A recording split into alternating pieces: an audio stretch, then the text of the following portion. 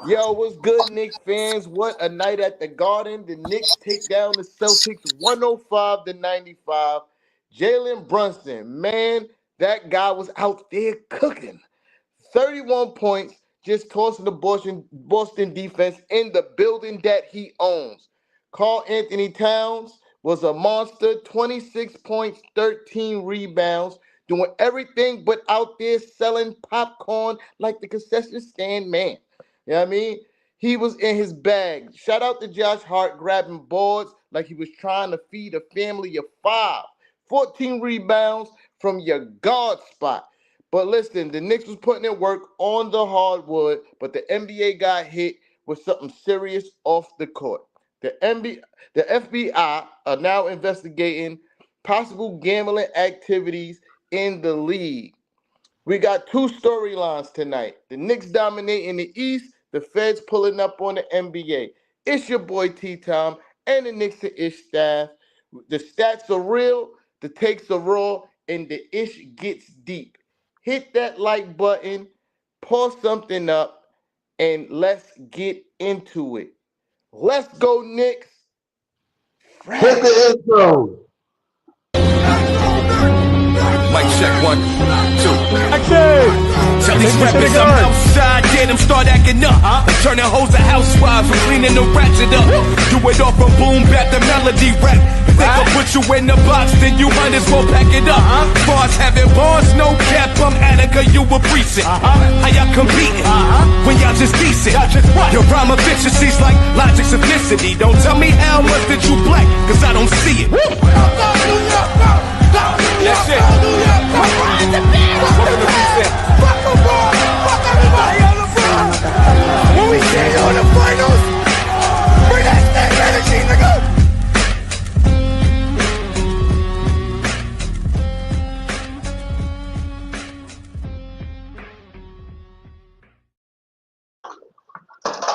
With, I was about to say. Yeah. Oh, you thought I wasn't here, right? Well, I was down on your YouTube screen. It is your favorite Knicks and Ish panel. As always, y'all already know the vibe. I am the one and only Parlay Lord, aka Fras in the building. Of course, I got the Knicks and Ish panel with me. Always, and first and foremost, the first lady of Knicks and Ish, Mrs. Knicks is in the building. Never to be forgotten. Shout out my guy, Knickerbocker Ave is in the building. I'm feeling that. Love it, kid. I'm feeling that. Love it. You have to talk to me after the stream with that. In And the of words of course, Eddie Murphy, in our spot, it's a badass jacket, man. what up? And of course, last and certainly not least, our host here at Knicks Ish. Let me hear the I'm a line. spark plug. Thank you very much. The one and only T-Time I'm is a here in the spark plug. building. He had to say it twice because he don't get his usual bracket. You know what I mean? Press like for your favorite panel. Sharing as always, Cameron. If you're new, make sure you hit the subscribe button and make sure you have your notifications bell set to all so you get all notifications when we go live. Also, ladies and gentlemen, do remember your favorite Knicks and Ish panel has been accepting super chats as well. So if you do decide to donate to the channel via super chat, your comment will be highlighted and we will literally stop what we're doing and we will shout out your super chat. So please be advised. Absolutely. Somebody put up these shout outs, man, so we can talk to our people in the chat real quick. Yeah, You know King what I S, mean? my God, you King already S with know the he's vibes. in You the know the vibes. building. 2-0. We undefeated, baby. Yes, sir. Marlon Mayhem in the building. What Marlon, up, what's good? What's cuz? good? You know what I No, mean? You know what I mean? All right. had Yes, to. indeed. So tonight, for most of the night, since what we was doing most of the night.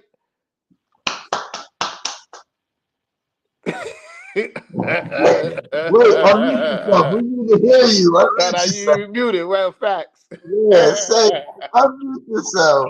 My bad. I'm gonna say it again. Belt to ass. Thank you. That's what I wanted to hear. Wait, I got it again. Yeah. You Yeah. got it on. So tonight we beat the Celtics 105 to 95. And before I get into, particulars and talk about stats and all the technical stuff that you people love to hear. You did warm my heart tonight. Cause a few days ago we was talking about Coach Tommy T being over there trying to I can't see who that. Kev. Oh, Kev in the building. Yeah, my boy. Shout out to my boy Kev, man. Uh, but yeah, we were just talking about it a couple shows ago. Coach Tommy T being over there trying to give them pointers and tips to beat the Knicks. And for us to go out there for, most of the game and really put our foot all the way up in their ass. It was great to see. I was getting great enjoyment out of that. Yeah, I mean, like, but back to the more technical stuff. You know, uh, Jalen Brunson was looking good, efficient, 26 points. No, 31. Sorry, 31 points. Cat had 26 and 13. Uh, Deuce Deuce was struggling tonight shooting, but he came up big in that fourth quarter. Yeah, I mean, when things was looking a little bit rocky, yeah, I mean, Deuce is stepping up. Yeah, I mean, Jalen Brown with 23 points, 7 turnovers. That's crazy. I would, what's crazy, which I need to stop doing. Right, I don't look at the other team's stats because I don't care. Boston, they had two. I thought they said they had no fast break points. Well, they had two That fast was break points. it was up like the 10-minute mark in the fourth or something like that when they got that layup. Oh, I yeah. thought that. So, Yeah, they went into the AKA fourth with no fast break points. My bad. AKA we ran them out the gym. Again, another dominant performance on the board without our best rebounder. Yeah, I mean, 53 rebounds to Boston's 38. Boston tried every trick in the book, even swapping a whole platoon to try to catch us off guard. But nothing seemed to work tonight. We dominated the balls defensive and offensively. 21, that's tough. 21-8. Uh, but okay, to the panel, how we feeling tonight? We're gonna get some broad reactions, then we're gonna get into some more pointed stuff. I mean, I feel good. A win always makes me feel good. Absolutely. I mean, there was good and then there was not so good, right? Today, more not so good than last game, in my opinion. Letting them come back in the fourth and kind of giving it, not really heart attack Knicks, but like, okay, why are we doing this to ourselves, right? Like, but I mean, it was overall good to see. I mean, we struggled in the first quarter a little bit with a lot with our shooting. And then we went on these mini runs in the second and third quarter where you're like, oh shit, we just scored 13 points like super quick. So that was good to see. It was good to see Cat facilitating. What up, sis?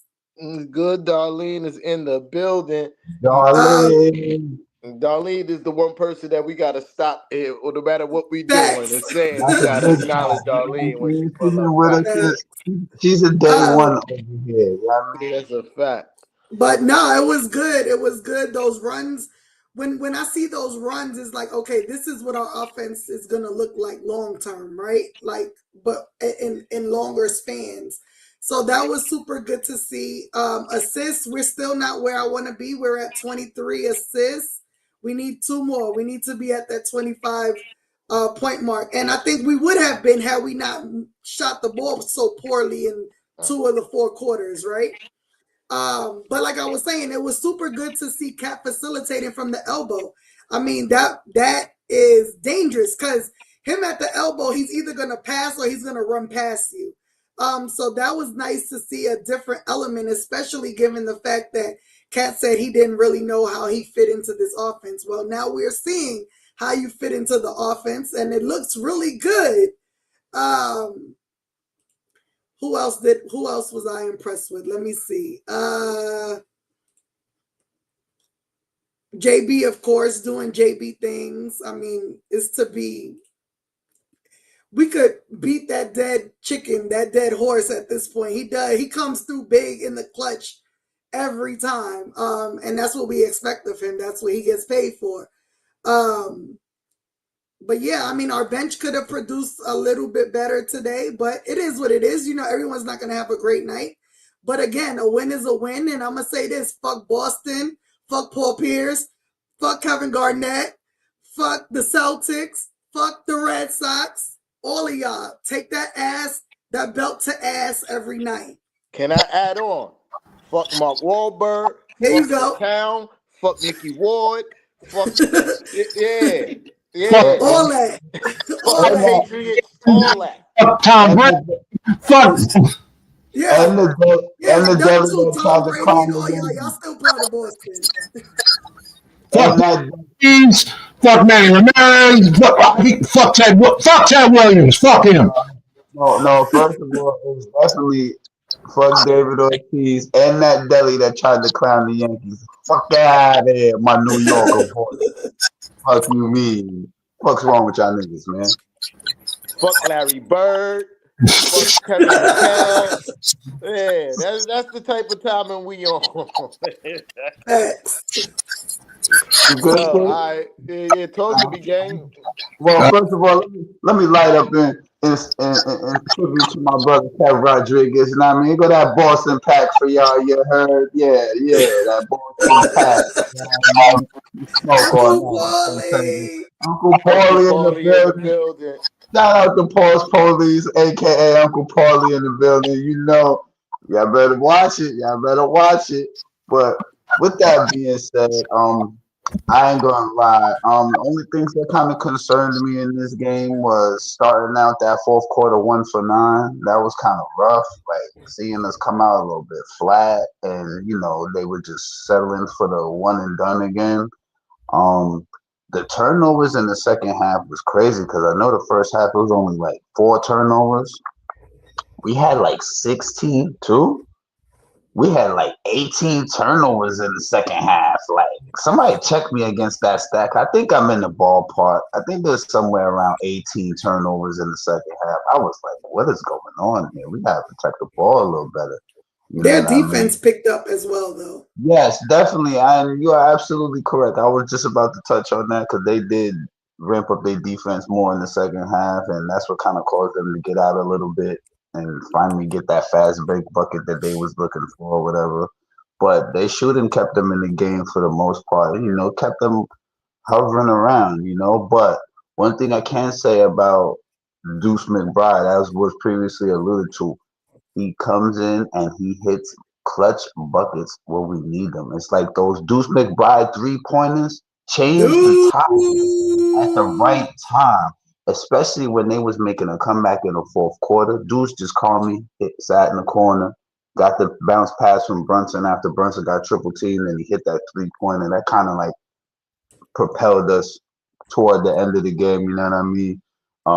As we all know, the presence of Josh Hart, this guy is still able to put up starter numbers and bench minutes. Do you people forget this? He already was doing this the first season he was here. So why would there be a fall off with Josh Hart coming off of the bench? Look at these clutch rebounds. Look at this. Look, another one. You see what I'm saying? Because the simple point of the matter is he's a ball hawk. When he's on that floor, he is a ball hawk. He is always finds a way to be near the basketball, you know what I mean, and just impact the game without scoring. That's a key because those are the kind of guys that we needed to come off the bench and propel us to the end game. You know what I'm saying? And I'm gonna land the plane right there. The New York Knicks just showed you. I'm sorry to cut you off. If you're in the building, make sure you hitting that like button. Sharing is always caring. If you new here, make sure you subscribe. Press that notification bell. So you get the reminders every time that Knicks and Ish go live. My bad, my brother Knickerbocker Ave. Do your thing.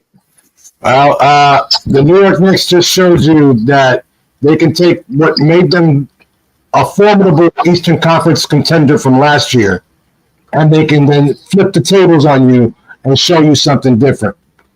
I noticed that we obviously started off, more or less what we've been seeing so far this season, in the preseason, and of course in the first game against Cleveland. The Knicks, were getting up and down on the floor, hitting the open man, hitting the shots. They were doing, all the essential things that you can do.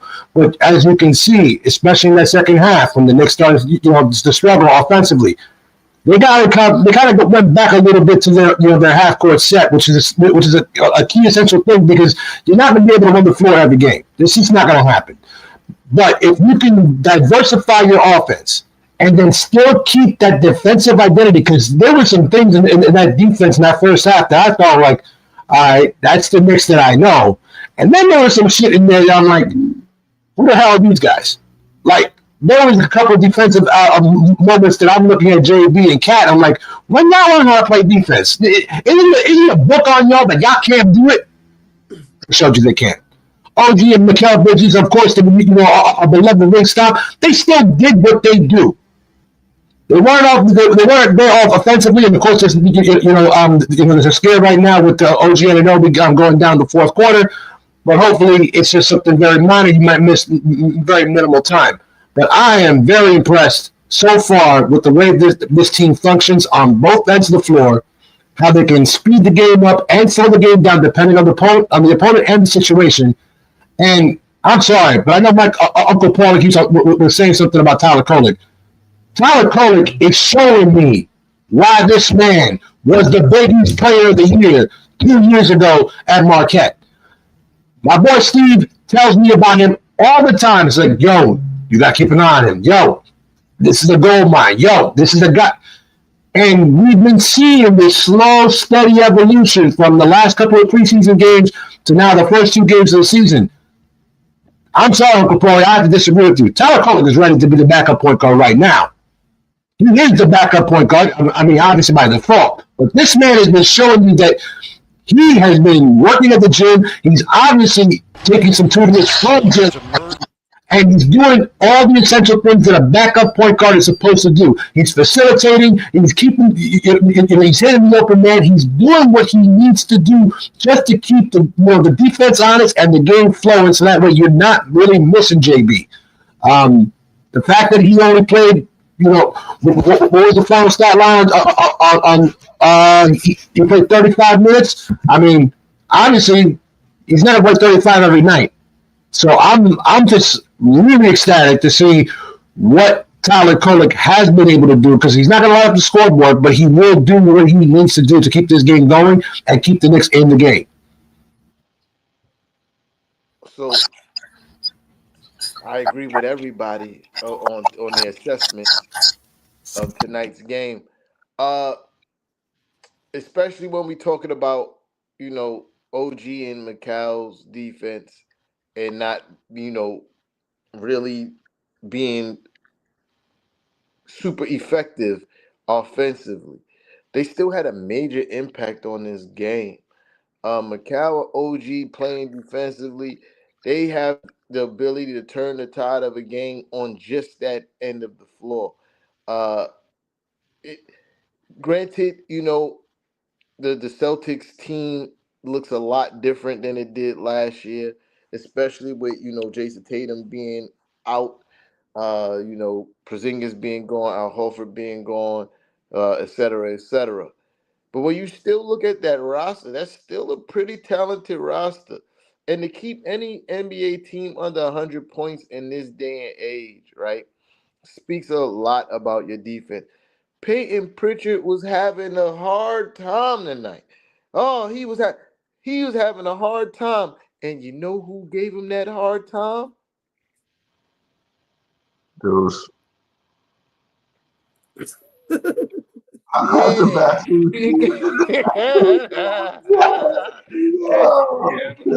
him a hard time tonight. And I think we won the game on the defensive end because we wasn't really great offensively tonight. Like we had very big lapses throughout the games offensively where we were struggling, but defensively is what kept us in the game. Except for, I don't know, there's only 2 games, but I feel like in these 2 games we always let that one person on the other team just go absolutely ape shit. Like, and Sam Hauser, like, really? Sam Hauser? We couldn't put a man on Sam Hauser? We usually call that the hashtag Knicks inflate. That's when a no-name player becomes an all-star. On Madison on our floor and just lights us up for 31 points. Like Contavious Caldwell Pope one day hit like 40 or some shit, and I'm like, what? Who is this guy? And it's like it happens. It's one thing that I don't like to see, but every now and then you kind of appreciate it. But it's like it gets enough. But Yeah. we were just talking about that, about the Boston Celtics. So it kind of poses my next question. Is like, are they still good enough to compete in the East? I mean, will they still make the playoffs in your opinion? I think they make the playoffs. I think they're good enough to beat quite a few teams in the league. Yeah, I mean, I think if it's the playoffs or the play-in, I kind of is like, I don't know. But I think they're definitely good enough to beat a few teams. I don't know if their style of play fits the roster they have now. You know what I mean? Like with the chucking up a billion threes. I don't know if that fits this roster anymore. But I think they're good enough to make the sixth spot or the playing spot. Jimmy J1 was good. What up, cuz? What up, cuz? Quick reminder, folks, if you haven't done so already, be sure to visit our Shopify and cop you some merch. Some new shit is coming. Some new shit Yeah. is coming. Yeah, I'm gonna drop some. When the next game? Sunday? Yeah, Sunday is gonna be some new merch on the site. You know what I mean? A new hoodie dropping Sunday. You heard it here first. Um, Frankie but Fingers was good, my guys. I wanted to Yeah. add one thing real quick that didn't get mentioned. I do realize that all five Knicks starters were in double figures tonight, right? Because they should. We got the best starting five. I mean, if we talk in the numbers, the starting five is pretty much averaging double figures right now. I mean, it's early, granted. I'm not gonna take that and try to run with it. You know what I mean? It's 2 games, but still, it's giving you signs of what we could be seeing throughout the season. You know what I mean? So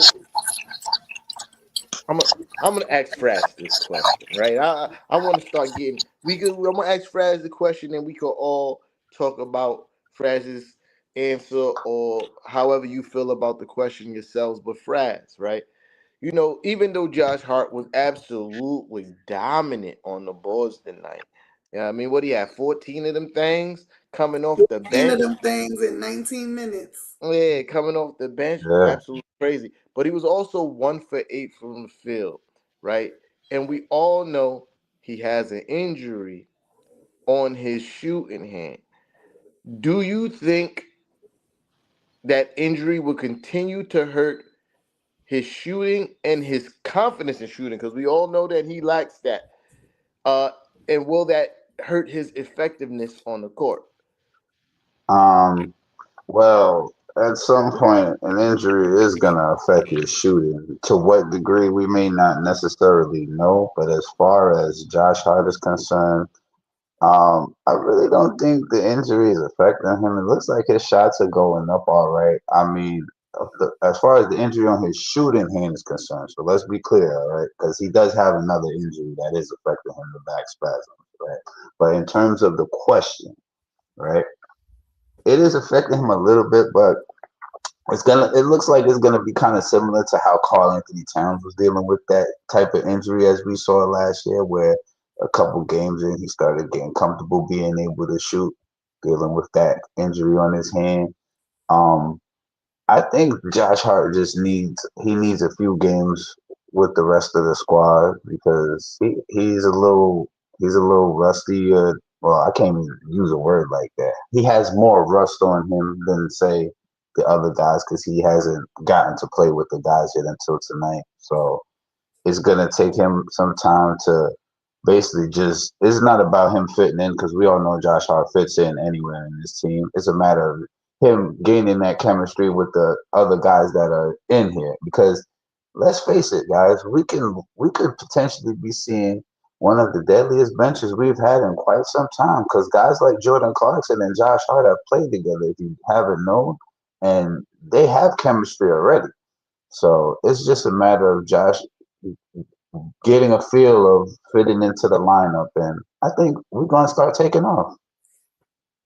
If that answers the question, T-Town. It does. But I will say this. You said That's he got his Layla, by shot. the way, y'all. That's who? That's Layla. Oh, Layla. what's happening? Yo, Fras, you did say he got up some shots pretty good. Nah, some of them shots was putrid, man. Yeah, I don't. It's his Nah, finger that's the problem because he played with his finger messed up last season as well. Let's not yeah. forget that. I think it's more. I think it's more the back. I think it's more the back. I think him jumping probably hurts, and if you've ever had a back injury, that affects everything. That's your shooting base right there. So yeah, like, The way that Josh Hart always plays, Josh Hart is balls out, full speed, doesn't stop, and he's like a freaking bouncing basketball in a tight room. He just doesn't stop. And the reality is that even when he's like at 60%, this dude is still trying to hustle and fight for boards, and he's fighting big dudes. I mean, Boucher is no slouch. He's a big boy, and he's fighting over those kind of guys. He's fighting over guys like, and going forward, he's going to be fighting guys that are 6'8", 6'9", 6'10", up to 7 feet, and all big burly motherfuckers, and he's going to be bouncing off of them. So is it going to affect them? I think it will. Will it get better? Hopefully. But to be honest with you, I think that Josh Hart, he understands his role and knows that he can do a lot of the other things that he normally does, that I don't think it's going to matter. I mean, I'm not expecting Josh Hart to light up the scoreboard anyway. Am I expecting him to hit a couple of threes every now and then? Sure. But if he puts in a stat line of one missed free throw and 19 boards a night, I'm good. I'm straight good. Yeah, I agree with that. I mean, I think things will get better for Josh as the season will progress. But yeah, I mean, he just showed tonight, even when his shot is not falling, he can still be a major impact on the game. I'm talking about 3-4 possessions in the same possession. That's tough. You feel me? Out hustling everybody on the court and doing that in only 19 minutes. There were certain people saying that, Josh Hart only getting all these rebounds because he's playing a bajillion minutes. He only played 19 minutes and still got a bajillion rebounds. You could do more fresh. You got to think about that too. Like, excuse me, he's going to give you the same effort. It probably even go 10 times, more crazier because he got some rest coming. You feel me? But watching the game, us being 2-0, still very early in the season, we undefeated. Just want to remind y'all. Say that again. I like the sound of that. Yeah, we undefeated. Just want to remind everybody we undefeated. And you watching this team play, and we seeing how good it is already. We also gotta remember this is still the learning curve. Yes. Like these guys are still learning how to play in Mike Brown's system, where they need to be, and how Cat and Brunson has to augment their game to fit in his system. And to me, that's the scary part. If I'm in the league, like, I'm watching these guys, and I'm like, well, they ain't even got the grips to this shit yet, and they looking pretty good. What this gonna look like a month from now? You feel me? There was a question there, but I lost it. I'm sorry, y'all. There was a question there. I lost it. Being hype about the future, but I do got a different question though. Our dominance on the boards tonight without the best rebounder of the team and one of the best rebounders in the NBA. How much of a difference is Mitchell Robinson's return is going to make on this team? In other words, it's going to make, if there was a brick wall in the middle of that paint, it just got 7 feet taller.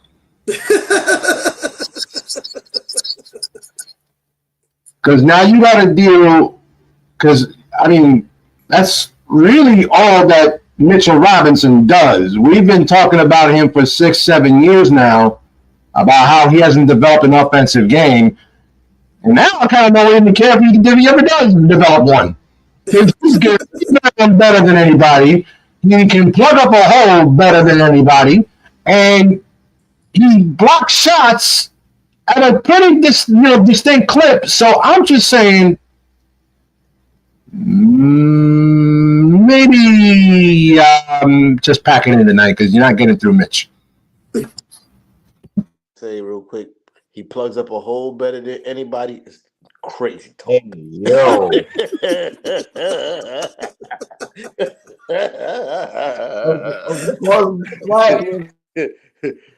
Nah, but yeah, I agree. Who cares if? But in this offense, we're going to see Mitch flourish a little bit offensively. Yeah, I mean, because the ball moves. They're looking for the open man. You know what I mean? So you saw in the preseason he was getting more points and lobs, and Flu was good, my guy. You know what I mean? Fluke said something that was mad funny. He was talking about, yeah. He said, "Oh, looked like Tibbs taught them all the wrong things." That's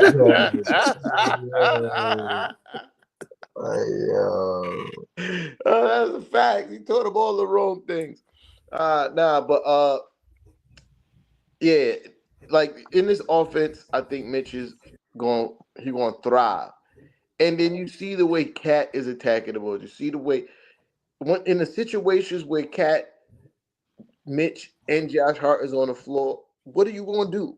You're not going to get you're not going to get no fast break buckets because you're going to have to commit all your guys to securing the defensive rebound. And I think tonight that's literally what kept the Celtics from getting fast breaks buckets because they had to commit so many people to the defensive glass because of Cat, because of Josh Hart, and Yabu.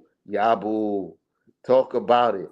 Like, yeah, I think I won't say he's an unsung hero because I think he's a bigger part of the grand scheme, but he played really well tonight. His energy. I said, oh, I see what everybody was talking about.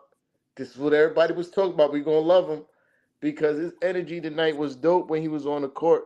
He gave us good minutes, but being super long-winded about the land of plane, to answer my own question, when Mitch come back, is going to make a hell of a difference.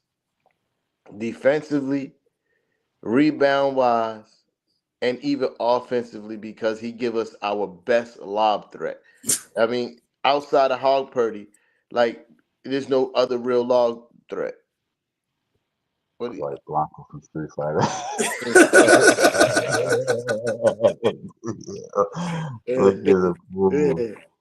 Nah, but yeah. Well, since you mentioned him, I'm gonna go back and post this comment from Uncle Paulie.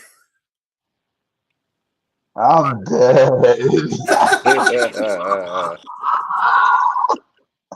Yeah, nah. My boy Yabu just happy to be here. You feel me? And I love him for him. Yeah. No, but I think y'all. I mean, of course, y'all know I'm a big Mitch fan, so I want him on the court as much as we possibly can, especially against teams that have bigs. And he's going to be huge for us. I think he defends not only other bigs, but you know he defends people at the 3-point line well as well. And he's always moving. I think teams are going to have a problem getting rebounds from us, period. I think that's Knickerbocker's audio. But nah, I want to see him on the court with this team for sure. Yeah, that's my dude. I'm ready to see him on the court. perspective, right? You see how many rebounds we get now, right? Think about how many more rebounds the Knicks would get if Mitch Robinson was playing. Okay. Also, think about how many more second chance opportunities the Knicks would get. I mean, how many more second chance opportunities the Knicks would get if Mitch Robinson was playing. Every team in the NBA knows that Mitch Robinson does what he does. Okay. So now that you have a coach who's willing to highlight that and actually give him a chance in the offense to where he has a couple of plays for Mitch Robinson, I believe, to post Mitch Robinson up. So please be advised, don't get shocked if you see Mitch Robinson being part of the offense and also thriving at the free throw line because as you saw, the Knicks been working on them free throws and them free throw numbers is looking really good right now. I agree. To land the plane on this part, right? Last two games, crazy dominant on the boards. Yeah, I mean, like it's not even close. The last two games, and to see that happening with our best rebounder not playing, not only our best rebounder, one of the best rebounders in the league. That just speaks volumes of what's going to happen when he pulls back up. Uh, but to move along, I'm going to ask this question to Knickerbocker Ave. Jordan Clarkson minutes so far. I know it's early. I know it's early, and I'm asking for. I know I'm asking you for a knee jerk reaction. So humor me if you will, right? Jordan Clarkson minutes. How are we feeling so far? I think Jordan Clarkson is getting integrated slowly into this offense. I don't think that he has the complete green light yet. I think that that's still going to deuce right now when when the second unit is taking over. But they are getting him shots, and he's taking them, and he's taking some weird ones too. Um, so I'm a little like, look, you do what you do, homie, but if you ain't knocking them, um, chucking them ain't gonna work. You can't force it to go in. I mean, we've all played ball at one point in our lives, and we can't just will it. So I'm gonna just ask him to like take it easy for a second because they're looking kind of, I don't want to say trash because he's making a couple of them here and there, but that is Jordan Clarkson right now. He's not the Jordan Clarkson that we signed up for yet, but he will be. Just given the opportunity. I will say this about he has to stop. I know it's a part of the game now, but it be forced ones too. The transition three, he's not on balance. Like it looks bad from the release of his hand. Like you could see it. Like that's not going in. You feel me? And I think he's so pressed to make an impression here by doing what he does that he's taking more bad shots than he should. This kind of offense actually fits him perfectly if he just works and try to fit himself into it, right? Like if he just take the time and take the available shots that's given to him, he will thrive. But a lot of times he be trying to make something out of nothing. He got to realize this shit ain't Utah. You know what I mean? There's other hoopers on this team. And this ain't Utah, dog. Pass He, the rock. he can't just be the same old chucking Jordan Clarkson that he was in Utah because he had the because there's nobody else. Uh, so to add on to what T Time was saying, I think Jordan Clarkson needs to let the game come to him. I think he's trying too hard with how his role is in the offense. I think he has to just let the game come to him and just let things develop. If the opportunity presents itself for him, then you take that and you do what you need to do.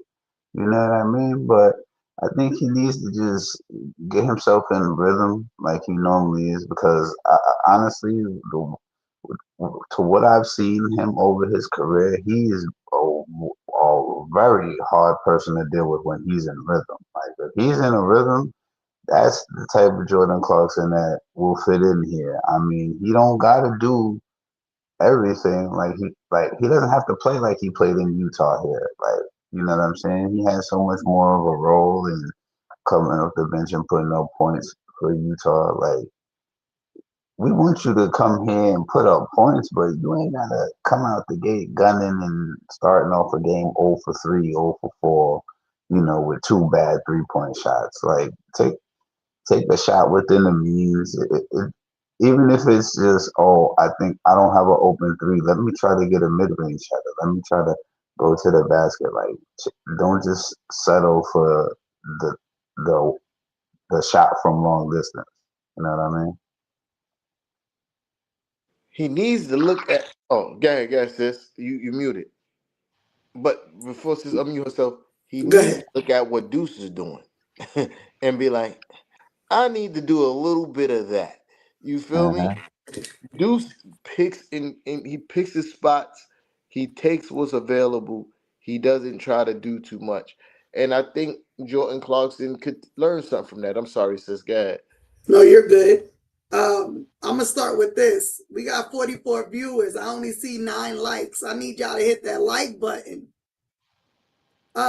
Big But no, facts. I hear what y'all saying when it comes to Jordan Clarkson, but I will say this. He's getting almost half of the minutes he's used to getting. And so players in that situation are coming out wanting to, make a name for themselves and get their minutes up. He's not doing it smart.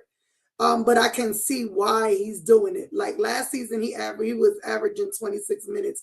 He played 13, 14 minutes today. So for a player that's used to getting that amount of time, it's gonna be that learning curve for him on, okay, I don't need to come out, like y'all said, taking stupid ass shots, because he did one today and I was like, dude, there's no way. He was way off balance in transition, no one there for a rebound, took the 3. And I'm like, no, what are we doing? But, the way to get more minutes is to play smart, right? Like not to do dumb shit.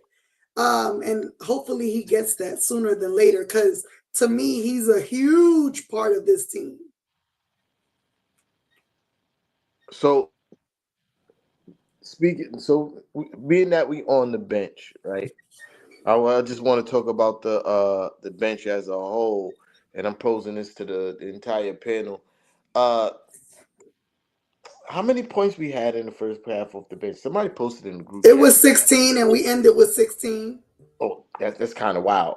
Because we did have a bad second half as a team offensively. I won't just put that on the bench. Offensively, as a team in the second half, we did not play very well. And I'm gonna give the Celtics some credit. They did ramp up their defensive energy in the second half, but still 16 first half points off the bench. That's still tough in its own right, right? Again, I'm asking for knee jerk reactions. I get it. It's only game 2.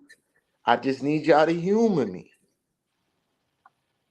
Are the Knicks one of the best benches in the NBA thus far? I mean, I haven't watched anyone else, so I wouldn't know, but I'm going to say, yeah, because they're the Knicks. Everything is positive for me with them. They're the best in everything for me. But y'all know I don't really watch other teams. But I will say this, we're way better than last season. For sure. For sure. We're way better than last season. I think today the bench struggled a little with ball movement. I think the ball didn't move as freely as it did last game. And a lot of it had to do with Boston's defense. They picked it up on us. Mm-hmm. Especially in the third, beginning of fourth, when Tyler was in, he got a little flustered with how, tough they were playing him. They were playing him like they were playing JB. And he got a little flustered, and he's young, and so I expect that it's a learning experience. Again, you take those learning curves with a W, and I'm good. But yeah, I mean, I think we don't have anything to worry about. Once they figure it out, it's going to be good to go. I'm going to go back, that Deuce started. And I like that coach said he started because Boston started a small lineup. So having a coach that's going to make those changes and adjustments depending on who we're playing, that's something new for us. And I think the guys, not only is a learning curve for the bench, but also those guys that get called upon to start when they normally wouldn't start, as well as our starters who may not be used to playing with some of these guys. So again, just be patient. Like I tell all the Knicks fans, be patient. But yeah, let's learn what wins. So again, it's still early. I'm going to ask this periodically throughout the season. I mean, just to see how feelings was going to change throughout the season, because we are Knicks fans and we are emotional. I We know bipolar as fuck. that's facts. I'm one of them. Team is toxic. We're So more toxic.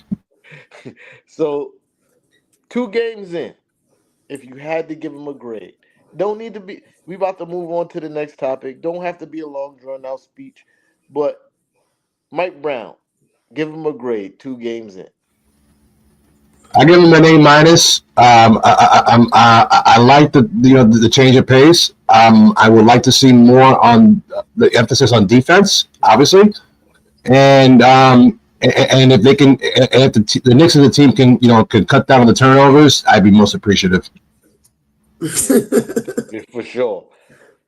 I think that's gonna happen with you know time of these guys knowing the offense and knowing where everybody's going to be, want to be, and all that other stuff.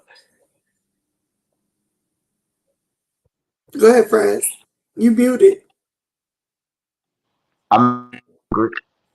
I mean, I agree. Like, I'm gonna have to agree with Knickerbocker on this one. A Like, minus. yeah, I'm really gonna have to agree, and I'll tell you why. The free throw percentage is definitely up there with the tops of the league right now. Um, I like what I'm seeing from the lineup adjustments and the adjustments to how other teams are adapting and playing us on the fly in the middle of the games. Mike Brown is definitely learning like what groupings he's liking. I'm seeing so far. So hopefully, guys are able to, finally get that chemistry together when they playing, where it's just next man up. And I think we right where we need to be right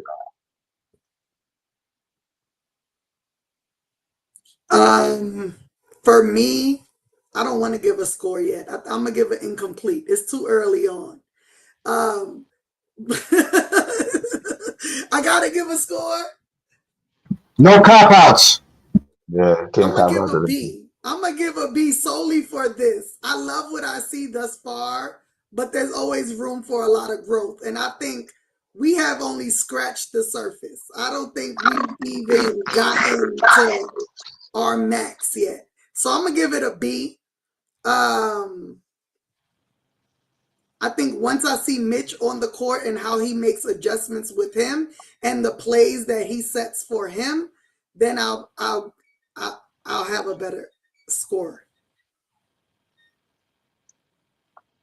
So before I give my score, if the chat, what I mean, in the comments, I'm asking for knee jerk reactions. I realize this, but 2 games in, if you had to give Mike Brown a score, uh, uh, a grade, if you will, not a score. If you had to give him a grade, if you will, put it in the comments. I mean, Mike Brown's coaching grade.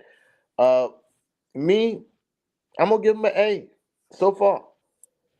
Uh, I think it's mostly because this is a breath of fresh air. You know, it's like watching this team in the offense and the way it's moving. and the way the ball's moving and seeing the vision behind what the theory is. You feel me? Like I think I'm going more off of potential than I am actual production on the court. Uh and I'm kind of cool with that. Yes, sir. Was good, was good. Uh I'm kind of cool with that. I know I'm kind of going off of more potential than I am actual on court production, and I'm cool with that right now. But I would have to give him a. I like the rotations. I think he bring guys back in the game when they need to be back in the game. Uh, I like the staggering of Cat and JB minutes at times. I like that there's times where he give the bench times to rock as the bench as a unit. Uh, Defensively, I see the vision defensively. I just think that the squad needs more time to put that together. Shout out to Darlene, she gave him a B minus. That's fair. All that's fair right now. I'm just asking for knee jerk reactions. Uh, but I give him an A because mostly because I see the vision more than the on court production. All right. With that being Why said, why didn't Ariel play today? I think I it's didn't even because know he dressed. Did he? yeah, he was dressed. I think it was because the Match smaller lineup. matchup maybe. Yeah, I think it was because of the smaller lineup. Uh, I was kind of shocked at the beginning of the game too, but then as I was watching, I was like, oh, I see it. Yeah, I mean, because it's a smaller lineup. He's going to have trouble guarding some of the smaller people on their team because they got a lot of skilled players. You feel me? Like even their big men play like guards. Like it be times that I was watching the game, I'm like, oh shit, this guy's like he's a power forward. I'm like, yo, why he moving? He's a power forward, but why he moving like that? So I get it. But he also, Mike Brown also said, ain't nothing set in stone. You know, except for the people that we already know who's gonna start. You know what I mean? Like and be a part of the consistent rotation. Like the Jalen Brunson cat. OG Mikal. Everything else is interchangeable. You feel me? Like, uh, so I think that's why it didn't happen. But moving on to the most hottest topic in the NBA right now, the the the news that shook up the whole world. They wildin'. uh, Can I just start off with that one, please? Because absolutely. because this is the part that I have these guys not learned the valuable lesson and the most valuable lesson that the late great Pete Rose paid. I mean, I understand we're talking about millionaires. We're talking about guys, and I'm never going to judge someone and how they want to spend their money and how they want to make their money. I will. Soon as That's everybody done, I got to rant. But I will. Yeah, my fault. But my thing is that I understand that there's crime families involved, there's things involved, but when you participate in illegal activity such as illegal gambling, and you are a professional commodity, an athlete, a coach, anything, and you participate in it, I'm sorry, but you deserve to be thrown out the league. If you can justify not putting the all-time hits leader in Major League Baseball, Charlie Hustle himself, and keep him out of the Hall of Fame. You can keep Barry Bonds out of the Hall of Fame in baseball.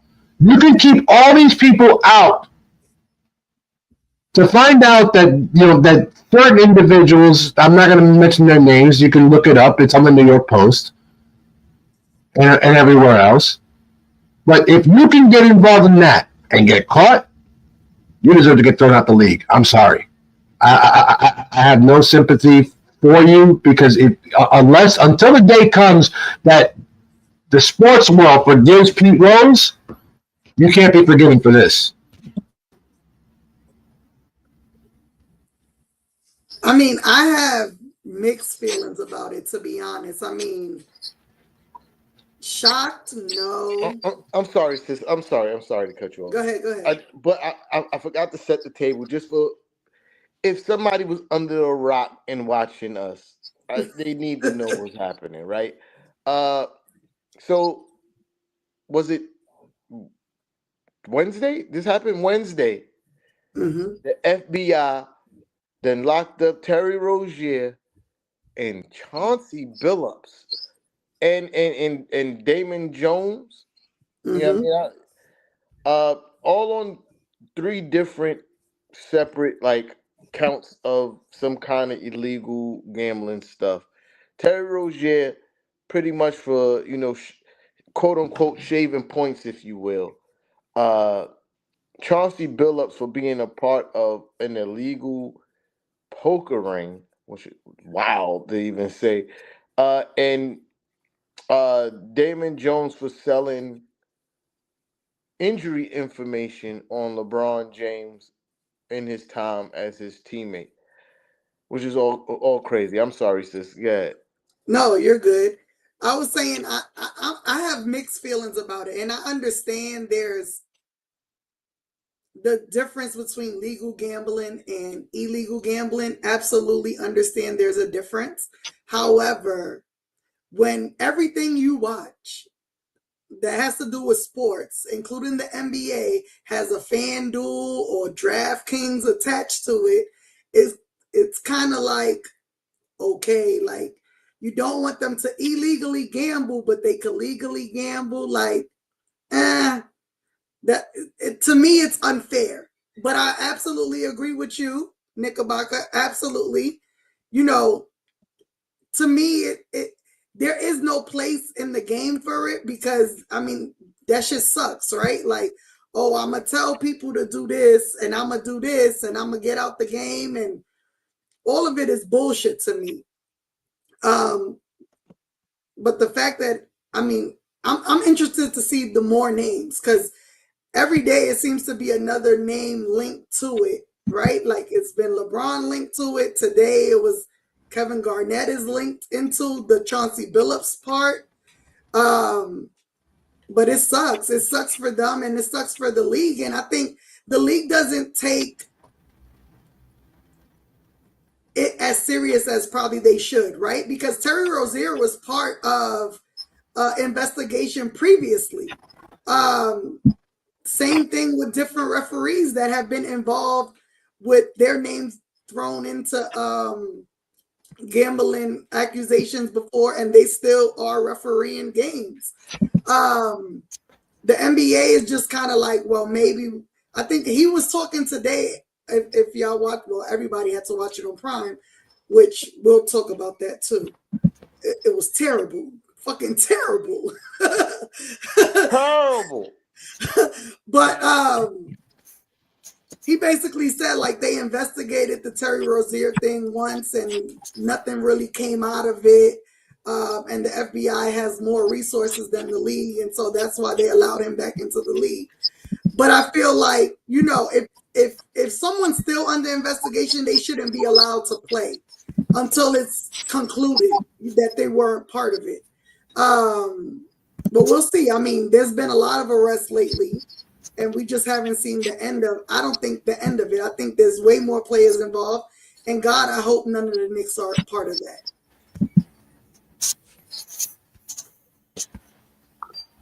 One can only wonder what This other things official will be. rules of all of the big four professional sports teams in North America. In the NBA, players cannot bet on NBA games, which especially if the ones that they're involved in, and the commissioner has full discretion to punish any player directly or indirectly, wagers money or anything that value of any outcome of the game. So that's just we're only talking about the NBA here, but this is all four: Major League Baseball, the NHL, NFL. That's not even touching any other sport that's involved with gambling. But it's very important to understand that like I get upset about this situation because obviously, I have that Pete Rose situation, feeling about it. I understand that gambling is a part of sports now. It's very big. It's very lucrative, and as Mrs. Nick said, every other MGM betting or Vegas gambling or the sports line or the books or this that we get it, but to be involved in this kind of activity not only kills the purity of the game, but it cheats the fan. And I feel a little bit cheated that now I can look at certain games, I can look at certain outcomes, and I can be like, yo, we could have won that game had there had not been this vested interest involved. Who knows if you go down the line of every single time that we've gone on Twitter or we've come on this platform and said the refs cheated us out of the game, and then you start to think about the crooked referees. It eats at me because we've all been Knicks fans, and like I started the season in the preseason. It's like the season of our lives that we were waiting our whole lives is probably going to happen. Who knows if it could have possibly have happened sooner? You never know. But I hope that Commissioner Bobblehead does do the right thing. Finds out what he's supposed to, finds out all the information, punishes the guilty parties, and we can get back to straight basketball the way it's meant to be played. I understand, again, players, they're multimillionaires, but they probably don't want to pay taxes. Understood. We ain't gonna judge you. But if you fuck around and you take, definitely going to judge them. by all means. Fras, get ahead before I do my thing. All right. I feel like we barely scratching the surface with this topic. It's crazy because I was having a conversation about this topic earlier prior to this live. My God, shout out Marlon Mayhem. One begins to wonder what else may be uncovered with all these different mob families that are tied to this. Actually, I was reading an official article about it, and there was like 5 different crime mob families mentioned in the article itself. I was sharing it with the panel as well earlier. I'm not surprised, to be honest with you, because I feel like there's some kind of organized crime attached to a lot of shit. That's just my opinion about a lot of things, but I don't want to change it off of the topic. But where the referees at?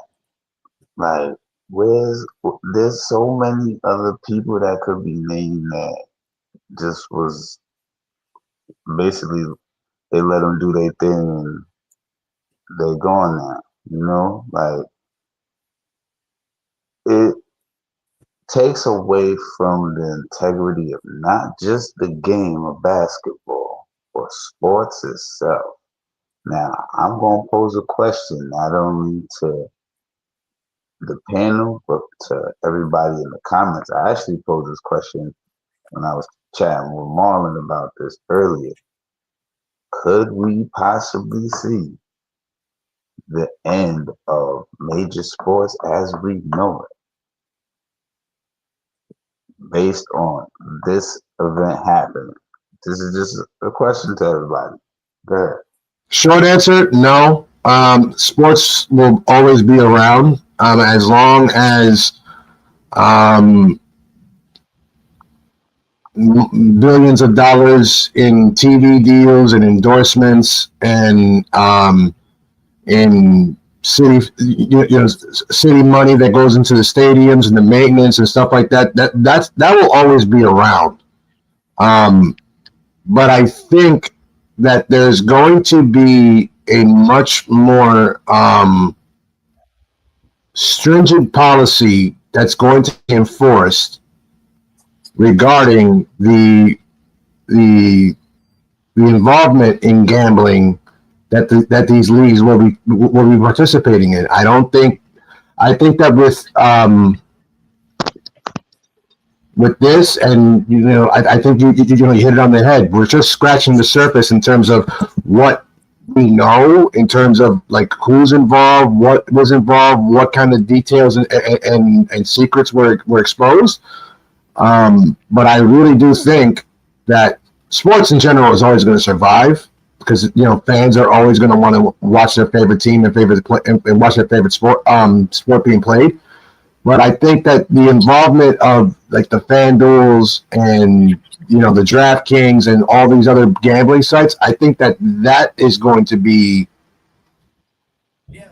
regulated a whole lot more stringently.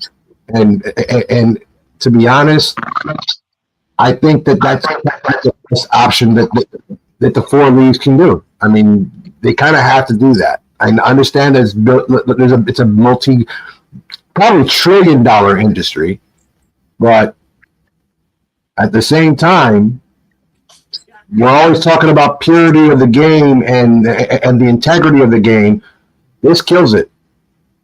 You can put PEDs, you can put drugs, you can put all that other stuff on the table if you want to, but gambling and shading points and insider trading information, this will destroy completely.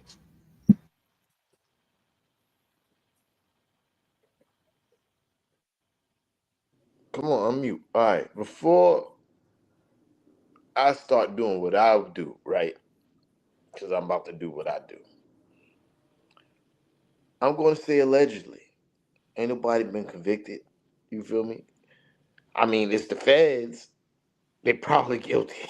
Because the feds don't come and get you unless they know they got you. And that's a fact. You feel me? Like, feds got like a 93% conviction rate. You know what I mean? Because they know they got you. You know what I mean? But I'm just going to start by saying allegedly. What I'm about to say really don't have much to do with the morality of the game, right? I'm going to get into that. But what this rant is about to be about, I'm gonna press the button. Don't worry. What this rant is going to be about is not so much about the morality of keeping the game pure. Yeah, I mean, this is from somebody who gets up and go to work every day and see the kind of money these people make. So we're gonna start there, right?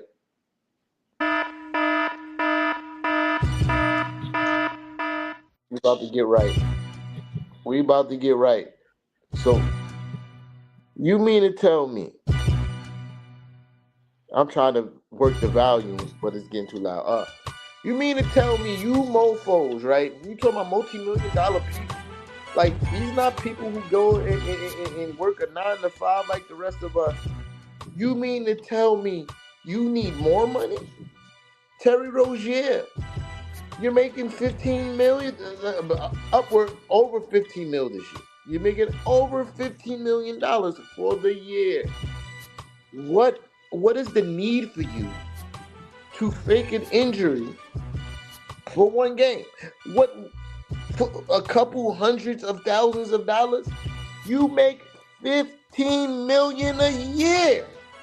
Even before you made the $15 million a year, when your contract was less, you were still a millionaire, dog.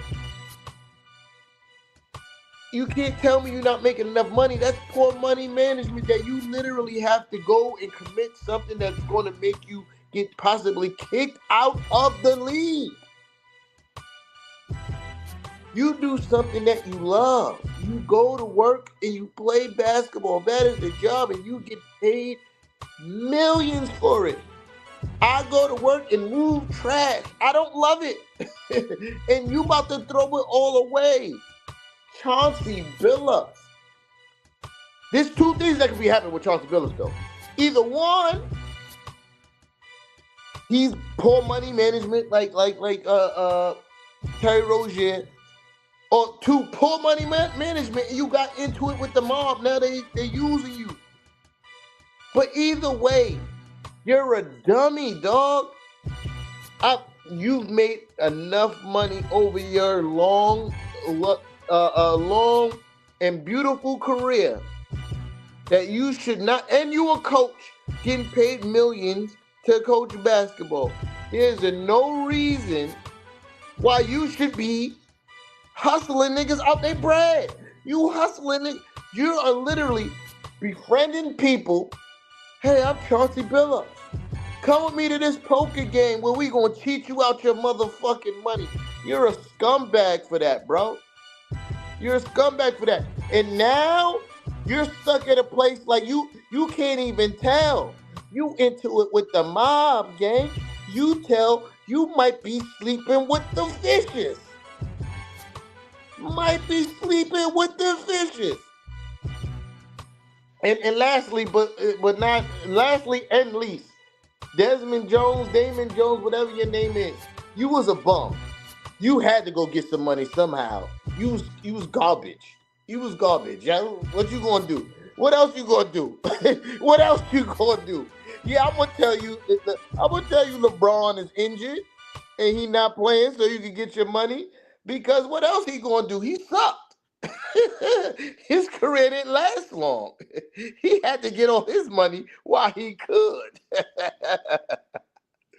All right, I'm gonna let them rent there, but I do got some other questions, right, for the panel. Uh, All right, so we answered a lot of this by accident for real, but what I'm about to say, I'm gonna re-ask this question because even though Knickerbocker Ave did answer this, with how big sports betting is right now, with all the major sports betting apps, is it a realistic thing that the NBA could keep the game clean? I don't think that it can with the current pay structure, um, and the current collective bargaining agreement. I think Fras talks about that quite frequently in terms of he's talked about it a lot. When you're talking about teams in their first and second and third and aprons and tablecloths and napkins and all kinds of shit. I don't think that there's going to be, because there's always going to be someone that's going to need a little bit more. That they probably, and look, we don't know what each individual player is going through financially, emotionally, what their situation is like, and maybe a couple $1 million a year is not enough. We understand that, but to resort to illegal activity, if you're going to do something, go rob a bank, go do something stupid, do something that won't affect the game, that won't affect the integrity of the game, and makes me look at Jalen Brunson any differently, or makes me look at Victor Wembanyama any differently, or make me look at Giannis Antetokounmpo any differently, because we all know that they're not in this situation, but they can very easily be roped into it and be mentioned, and that's something that I don't want that to stick onto someone else. So if you're gonna do illegal shit, keep that illegal shit and only let it be you. But if it becomes a freaking ring or a scandal or some shit where they're gonna be naming 200, 300, just the same way as baseball's different steroids. Yeah. If it starts to do that, then I'm going to be pissed. But Just waiting. Hold on one second. I'm just waiting for 2 or 3 years from now, when there's going to be that one dumb motherfucker, and pardon my language, but there's going to be that one motherfucker that's going to write a fucking book, and he's going to detail and snitch on every single fucking one. And it better not be Gilbert Arenas. So some of the people that you named, right, that you might I know you don't mean it for real, but it was just hypothetical. I get that. But those are high integrity people. You feel me? Like when you mentioned Jalen Brunson is a high integrity person.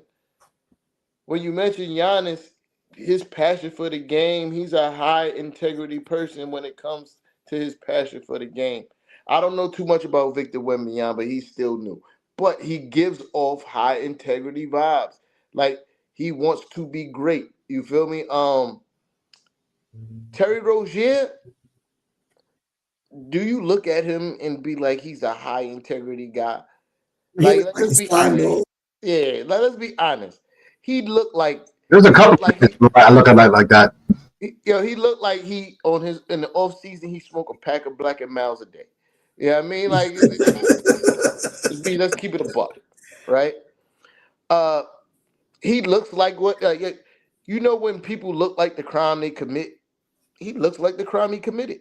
He looks like the type of person that would do something like that, and it sucks because All due respect, I'll tell you, he looks like a pimp sometimes. So I wouldn't take that past him. yeah, I I mean, mean that's what that's I'm saying. illegal activity too. So So so I mean, and that's and it pains me because he's half of a name twin. My name is Terrence. Uh, that Terry is short for Terrence. It hurts me that somebody who kind of shares the same name as me is going out sad like that.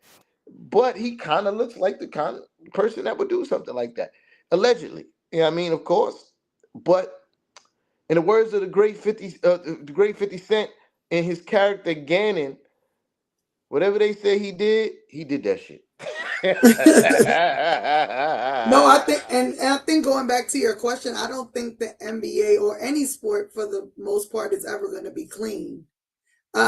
I think there's probably plenty of other players that gamble and just don't say anything, right? These people are only getting caught because they talk or someone's talking and saying their name. So just imagine how many do it and just don't say anything or has someone else do it for them. You know what I mean? Like we don't know. I don't think any sport is that clean. And I will say this, and I'm not in no way taking up for people, taking up for them, but gambling is an addiction. Once you get into it, you can get easily addicted, just like drugs.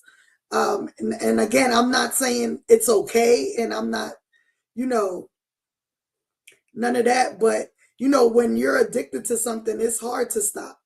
And when you're deeply into it with, guys that can probably kill you, like the mob, you're gonna continue to do what they say because you got into a situation you can't get out of. Again, it doesn't make it right, and it doesn't justify what they did, but it's a tough situation for them, and hopefully their names get cleared. But like you said, T-Time, if the FBI came after you, and for Terry Rozier, this is a 2-year investigation. They got what they wanted. Yeah, they knew the exact game. They knew the exact amount that And was when you bet. go back and watch these damn games, you're like, yeah, Yeah, dude, you passing it right to the other yeah, team, he like passed it to the clear other as team and just fucking started running up day. the court. Yeah, he passed it to him and just started running back the other way. Yeah. Right, like clear as day. And it's like, you're not a trash ass player, right? He's not a trash ass player where you could be like, yeah, that may have happened to like a bum ass player. But yeah, no. He ain't that bad of a player to be doing some of the shit I've seen in these videos. And the fact that you get arrested and you play for Miami and you got a Hornets hoodie on, dude, and you getting arrested for fucking up Hornets games, Yeah, that's wild. like you really don't give a fuck. But back to the feds when they knew the exact amount of money that was betted. They knew what game it was bet on. They knew that they went back to the crib to count up the bread. Right, Yeah, right.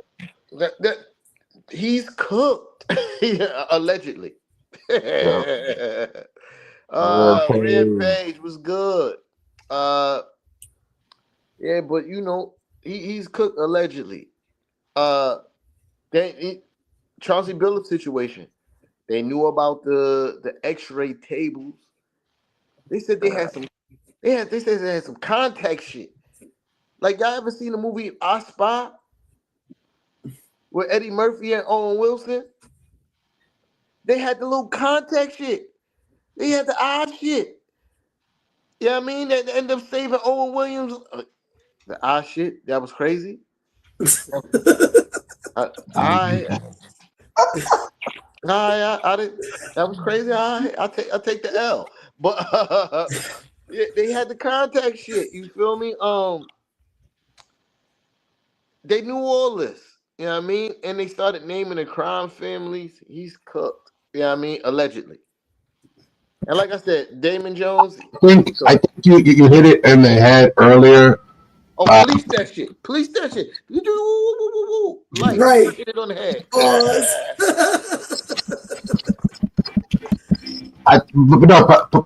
I think you got it right on target when you said he's probably going to end up sleeping with the fishes, because certain crime families have been implicated and they're directly tied to him.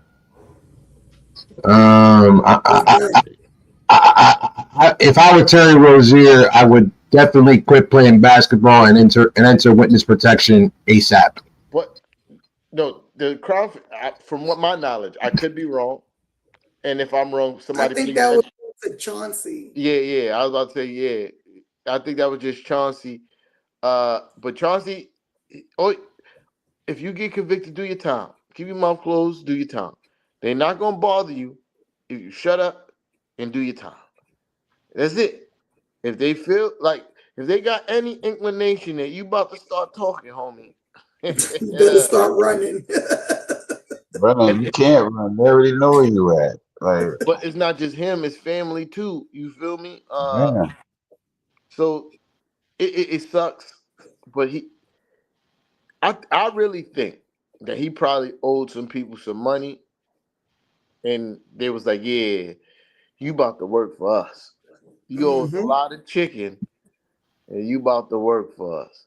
Maybe it was for that 2004 Big Shot, when he earned Mr. Big Shot. Maybe it was when the Pistons beat the Lakers that year. I don't know. I mean, he may have cost them a lot of money, but you never know. But anyways, while we're talking about this subject, I have to continue to remind people to continue to like and subscribe to the channel. We are on our road to 1,000 subscribers. And we thank you, each and every one of you, for being with us each and every game. We're going to do this all season, and be sure to cop yourself some merch. But I really want to say, before we get into the next topic, is that, folks, if you're going to do this, do so responsibly, because I'm going to hit you with a disclaimer right before we head into what we do with the Parlay Lord. Absolutely. So, ladies and gentlemen, the following segment includes discussions about sports betting and gambling, which we just covered just now. This content is for entertainment and informational purposes only. We are not financial advisors, and nothing discussed should be considered as betting advice or a guarantee of results. Gambling always carries a risk. Never wager more than you can afford to lose. If you choose to bet, please do so responsibly and know your limits. If you or someone you know, and we probably need to pass this on to Chauncey Billups, Terry Rozier, and a bunch of other people right now. If you or someone you know is struggling with gambling addiction, help is available in the United States. You can call or text the National Problem Gambling Helpline at 1-800-522-4700, or for free confidential support. And, of course, you can go to the website down low once I take off the ticker. Folks, let's get into some very important information, because Parlay Lord, how you been doing with your picks going into week 8? Wow. Week 8. I mean, well, it's been rough so far. I was about 500 last time I did my picks. I know it's been a little minute. I don't even got the schedule up.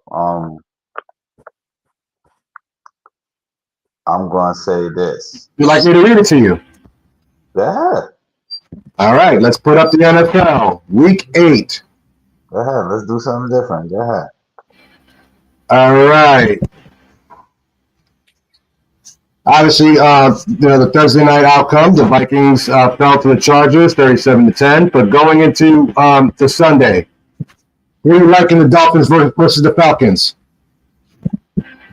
Honestly, I like Atlanta in that one. To be honest, Okay. they like the change of pace with the running backs with Bijan Robinson and Tyler Algier, and the Dolphins are not a good defensive team against the run. So I think Falcons can upset Miami. To be honest with you, I'm going to take the Falcons on that one. All right. I'm sure that there are a lot of people that want to know the answer to this question. Are the New York Jets finally getting off this 0-7 start going into Cincinnati against the 3-4 Bengals? No. Do remember, Joe Flacco is a former Jet. He did used to play for them, if you remember how many teams Joe Flacco has played for. And he has offense like Cincinnati with Jamar Chase, T. Higgins, Chase Brown, Noah Fant. The Jets do not win this week against the Cincinnati Bengals. Bengals money line. Bengals -6.5 on the spread. Go ahead with the next game. All right, I'm going to jump around here. The Bills, the Buffalo Bills at 4-2 are heading into Carolina to take on the 4-3 Panthers. Josh Allen in that one. I think they're gonna take over against the Panthers. I don't see Carolina winning that game. Bills money line. If you're taking the spread, Bills -6.5. All right. The 4:25 game on CBS. It will be the Dallas Cowboys in Denver against the Broncos. I hate to say it, Denver Broncos is winning that game. The Cowboys is a little overhyped. I get it. They got CeeDee Lamb and Pickens, but that Denver defense is very stingy, and I don't think that the Cowboys is going to beat the Broncos. So I'd go Denver -2.5 on the spread or Denver money line. All right. And real quick, will the Giants repeat the ass whooping they gave the Eagles a couple of weeks ago as they head into Philadelphia for a rematch? I know T-Time may not agree with me on this one, but I think they do. I think. Hold on, Parlay Lord. I might not be fucking with the Giants, but it's still fuck the Eagles, homie. Don't get it twisted. There you go. All right. As long as I know that, then we good. But I honestly think the framework is already there for the Giants to beat them. As long as they, play within the offense and Jackson Dart doesn't have a costly turnover like he did in the Denver game, and the defense doesn't have a fourth quarter collapse, then the Giants will sweep the Eagles this year. And Philly fans, don't be mad if they do, all right? Because I'm going to. It's been a while since we've swept y'all in the regular season, and I'm not saying it like it's a Super Bowl or nothing like that, because people like to exaggerate that term on social media. Y'all think y'all acting like y'all won the Super Bowl. No, we swept you in the regular season. That's what happened. All right, so that's what I want to be able to say this year. And it was funny because at my job we have an Eagles fan who had to come in wearing Giants gear because he lost the bet on the first game that the Eagles was gonna beat the Giants. I said, bro, that Giants blue look good on you, man. You know what? I actually might.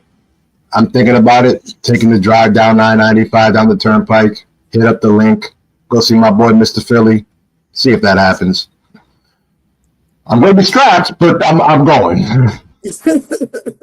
And finally, the Monday night game, the Kansas City Chiefs are hosting the Washington Commanders. Patrick Mahomes. How do you see that one? Jaden Daniels has injury concerns right now. That Washington offense isn't the same when Jaden Daniels is not on the field. Wait, who you said David? Who you said the Commanders was playing? The Chiefs. The Chiefs. Patty Mahomes. Patty Mahomes. Patty Mahomes and the Chiefs by a field goal. -2.5 on the spread. Chiefs money line. And any touchdown picks? Okay. We're gonna go with Bijan Robinson for the Falcons. Okay. We're gonna go with.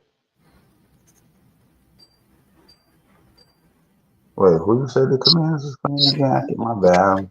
And the Chiefs. The Chiefs. Give me Kareem Hunt. Okay. Like to use him in the goal line situation for the touchdown in the red zone. Give me Kareem Hunt for the Chiefs. And wait, what was that? Dolphins? Oh no, I said this. Dolphins are playing. I said Bijan Robinson. Give me Javonte Williams for the Cowboys.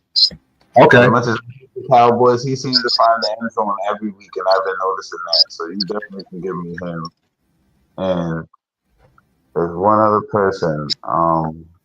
Anything on Sunday night? The Sunday night game, Packers Steelers.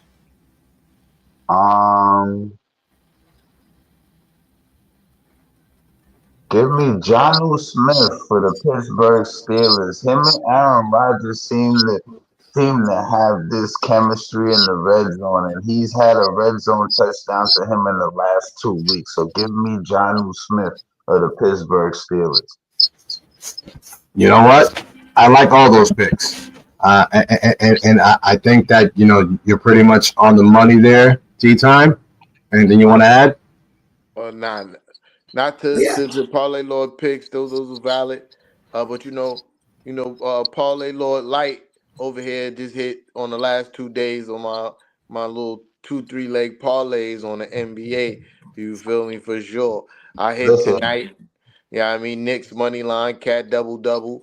Hey, these are easy parlays. If you bet and you didn't pick these parlays, you need to quit betting because it was Knicks money line, it was cat for a double, and it was Cavs money line. Yeah, you know what I mean. Oh, that's what I wanted to add on. That's the one thing I forgot we need to do. Give me the next opponent for the Knicks because I gotta give y'all some picks for the Knicks. We can't do a Parlay Lord segment without picks for the Knicks. So give me the next opponent, please. Knickerbocker. Miami Heat. That'll be Sunday night in Miami. Who you said? Miami Heat? In Miami. All right, y'all ready? Give me Brunson for 25, Cat for a double. Give me OG for 15. Give me Mikal Bridges for 12, because I bet on DraftKings I could get it for 12 if you want DraftKings. All right, so give me Mikal Bridges for 12. Give me Brunson for 4 assists. There's one other. Give me Mikal for a 3-pointer and give me Brunson for a 3-pointer. Okay. Give me a second. There you go, folks. And remember, man, y'all don't have to parlay all my picks together. You could take the ones you like and make your own. Like how T-Time was telling you about his 2 and 3 leg. You could take some of my picks and make a 2-3 leg and hit off for that. You don't always got to parlay all the picks I give you. Take the ones you like, you know what I mean? And remember, for entertainment purposes only. And be sure to hit the comment and let us know how you guys did. Because if you win, the Parlay Lord helped you. If you lose, that's on you. Yeah. We ain't financial advisors. Obviously, gambling is getting the NBA in trouble right now. But if you can do it responsibly and have a little fun, make yourself a little extra money, hey, that makes sports that much enjoyable. Look, it's been a great conversation, great win tonight. The Hold Knicks on. business. Wait. Before we get out of here, I see what you're doing. I have one thing, real quick. Because Mrs. Nix mentioned it earlier, and it's something that I had in my itinerary as I was watching the game. Amazon Prime telecast for the NBA. Absolutely dog shit. It's like they saw what CBS was trying to do and was like, maybe we could do some shit like this. Bro, if I have to listen to Udonis Haslam and Blake Griffin, like, Dirk, just fucking kill me at this point. Dirk Nowitzki and Steve Nash. Dirk, you if you want to talk about the least amount of personality on a fucking panel, oh my god, It was terrible. and not one personality amongst them. It was horrible. Now, are they knowledgeable about the game? Absolutely. Even Udonis Haslem, he was a fucking scrub in real life in the NBA, but he knows the game. You know But what I we don't mean? want to hear them talk. They're boring. Boring. Steve Nash, Steve Nash was saying some fire shit. Like, if you know the game of basketball and you listen to Steve Nash, it's fire shit, but it's like listen to the Clear Eyes guy talk. Basketball is awesome. Come on, bro. Nobody want to hear that shit. And not to mention, there's another thing that fans have to pay for to watch Facts. basketball. Yeah, I don't know if the NBA don't know. We don't make the salaries that y'all pay y'all players. You do know that, right? Like these costs. You feel me? Like, luckily I'm already a Prime member because I order way too much shit. But that's neither here nor there. Not But everyone is. Facts. I'm not. facts. The, You know what I mean? the fact that all the sports have gone into the digital platforms that they have been doing, and this is not just sports. I mean, we can talk about professional wrestling and other these streaming platforms are great if you can afford them, but if you can't and you're still paying basic cable, and I know, yeah, some cable subscriptions offer these kind of platforms, but not all of them do. Not anybody can watch it. And when I can, when I can be able to put a TV with a regular analog, cable antenna or something like that, and I can put on Channel 4 and I can watch the NBA on NBC again like I used to back in my day, I'd be a happy man. But because we're going into this billion and trillion dollar industry that just focuses on greed and fuck the fan, well, I mean, I'm okay with it being on a streaming platform, just not so spread out the way it is, right? Like, because now, like, for me, I don't live in New York, so I can, even if I had cable out here in Texas, I don't get to see games. So I have Fubo, so I can watch the games that play on MSG and ESPN. But now I have to figure out how I'm gonna watch the Prime games, how I'm gonna watch the Peacock games. Like, how is that even fair? It's the same thing, like you said, Knickerbocker, with wrestling, right? Like, Netflix, it used to be on Peacock, now it's not, and ESPN. the pay-per-view is on this now, and it's just like, bro, I have to pay all these different streaming platforms to just watch a sport that I love. Like, man, put it all on one, give one platform your fucking contract, and let us rock. Yeah. Yeah, I wish, but that ain't never gonna happen. It's too much money kicking around. Well, And that's a fact, Marlon. And people pay for League Pass, and these games are getting blacked out. Facts. Trust me, the parlay Lord to tell you, because I don't know if you know, but they've been running a promo the last few years. You bet a certain amount of money, and they give you 3 months on an Armor League Pass. And trust me when I tell you, the Knicks games was blacked out, man, along with other games. Knicks. Yeah. But primarily, the Knicks games was blacked out. Y'all need to do better, League Pass. You know, Real talk. And this I, wide I, receiver I core, get I get the I got the Gotham Sports app, and I pay for it annually because you know what I mean. I just kind of wanted to be out of my mind. Like I don't have to worry about how I'm watching this games. Got and bro. That joint is like almost 300 cash, and I still gotta. You mean I still gotta pay other app services? That's nasty. Facts. Bad. And then they not even giving good product. That's the worst part. That's the Gotta worst watch. part. Like Gotta I watch gotta what listen the. to nonsense, or the fact that y'all didn't put the first point of the game, that three from Hauser for like 2-3 minutes, wasn't on the scoreboard. Like, come on. You know, they literally learning on the job is crazy. is that baseball has been on Prime for a couple of years now. The NFL has been on Prime for about a couple of years now. So you would think it would be a seamless and easy transition. But for whatever reason, it wasn't. And I'm sorry. Y'all were talking about personalities, in the studio. If I got to listen to Stan Van Gundy keep on talking how important he is, or how much of a good guy he is, or how friendly he is with Fat Joe and Common and Patrick Ewing and this, man, please. Yeah, nah. We can't stand you, but we love your brother. And I feel like even still, Prime dropped the ball on the Adam Silver interview. That interview didn't need to be that long. No, and he Like didn't even look comfortable. other networks would have had him done in half the time. Like kept it quick, wrapped him up, and got him up out of there. Pause. But they learning on the job. You feel me? Basketball is such a high paced sport.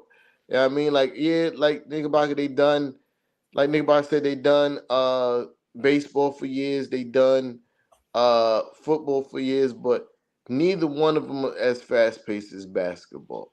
Like, there's a lot going on in a very short period of time. Uh, but it's nasty work. Uh, I understand this is how the players get their bread, and shout out to them for getting all the money they deserve. It's the league is getting it. Yeah, but it's part of their collective bargaining, the TV shit. You know what I mean? Yeah, Yeah. So the streaming because revenue, things yeah, like that. the reason why the salaries jump so high is because of all these streaming services. If Yeah. we were still on analog, they still probably wouldn't be making nearly as much. Uh, Mm-hmm. But at the same time, like, yo, this shit is coming out of my pocket, gang. Like, you getting stupid rich because I love the Knicks. That's kind of crazy. Facts. Word. But Wait, unless so anybody got anything else to add, we could wrap this up. um, streaming services count your days. Sports just pick one network for the same years. Just like we're tired of all the switching. We all gotta subscribe to 10 different fucking things just to watch teams and get blacked out games. Like, come on, just get it together, man. Give me my sports back on my local TV, and let me just rock with that. I mean, I'm not asking for like to watch LA games. You'll never hear me ask for one. I'm not asking for Texas games. I'm asking. I live in New York. Give me my New York sports. Quit trying to take my money. I don't make enough of it as it is. Give me my sports that I pay for, that I love. Or lose quality fans like me, like T, like Fras, like Mrs. Nicks, like Uncle Paulie, like everybody else. I understand. Make your bread. It's a capitalist society. But this is getting ridiculous. Yeah, Facts. it's nasty work. But all right, boom. So yeah, y'all already know the vibes, man. Appreciate y'all for pulling up. Wait, hold on. Oh, my bad. What I do? We play on Sunday. What we talking about? Who's winning and by how much? And what we doing? We don't do it like that. It's fucking heat. Who? In the words of the movie, Yeah, y'all know, y'all remember the motto, right? We gonna win by a lot. we gonna win by a lot. Yeah, we finna win by a lot. You know what I mean? They still got that nasty ass cloud of Terry Rozier over their head. Oh, they gonna be destroyed. We gonna pack them up. Yeah, pack them up. Yeah, and they lucky I'm not a player too. Cause after we start winning, I'm gonna be like, yo, which one of y'all niggas is shaving points? Yeah, we're gonna win by a lot. I'm looking at that. Jacqueline out. Terry Rozier out. Tyler Hero out. Only one for the Knicks out is Mitchell Robinson. So that's like a silly question. We win by at least 26. I mean, Mitchell Robinson may not be out. He is traveling with the team on his road trip. Okay, since you said that, let me add one more pick onto my thing. The Knicks to win by 10 or more. Tough. All right, and that's all I gotta say about that. Ladies and gentlemen, what's up? No, I was just gonna say we're gonna put belt to ass. Yeah. All season, everybody, including them. No, but they put up 146 points today, so our defense got to be on point. So boom, like I was saying, shout out to everybody that pulled up. You know what I mean? If you ain't do so already, make sure you hit that like button. Sharing is always caring. Subscribe, hit the notification bell, set it to all so you don't miss any more Knicks and Ish lives. You feel me? Make sure you visit the Shopify, cop you some merch. You know what I mean? Get you a hoodie, a mug, a blanket, some, you know what I mean? There's an assortment of things there. You know what I mean? Get some stuff.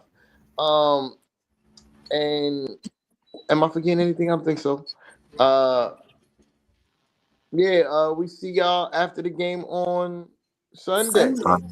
Indeed. Fras? Hit the outro. It was waiting. Mic check 1, 2. Tell these rappers I'm outside, get them start acting up. Turning hoes to housewives, I'm cleaning the ratchet up. Do it off from boom back the melody rap. Think I'll put you in the box, then you might as well pack it up. Fras having bars, no cap, I'm Attica, you a precinct. How y'all competing when y'all just decent? Your rhyme efficiency's like logic simplicity. Don't tell me how much that you black, cause I don't see it. That's it. Welcome to Precinct.